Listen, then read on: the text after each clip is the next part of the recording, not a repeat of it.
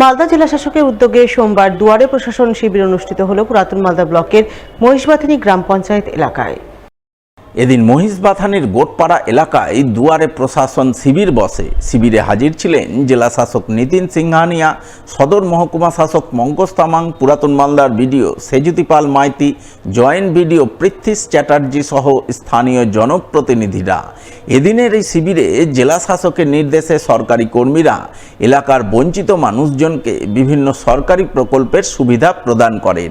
এছাড়া উপস্থিত প্রশাসনিক আধিকারিকরা এলাকার বেশ কিছু স্বনির্ভর গোষ্ঠীর মহিলাদের হাতে হাঁসের বাচ্চা তুলে দেন, কৃষকদের জমিতে দেওয়ার জন্য কীটনাশক প্রদান করেন।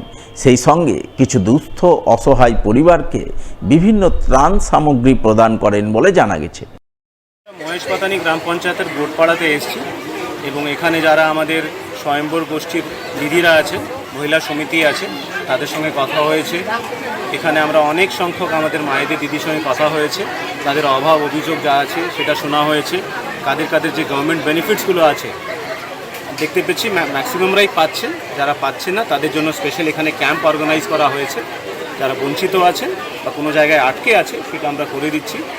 বিভিন্ন ডকুমেন্টস লাইক SC/ST সার্টিফিকেট থেকে শুরু করে আর যা করতে হবে সবই এখানে করা হচ্ছে। এখানে সুস্বাস্থ্য কেন্দ্র দেখলাম ভালো চলছে এবং রাস্তার দুটো সমস্যা আমি জানতে পারলাম। সেই রাস্তাটা আমরা রেলওয়ের রাস্তা আছে, will take up with railway authorities.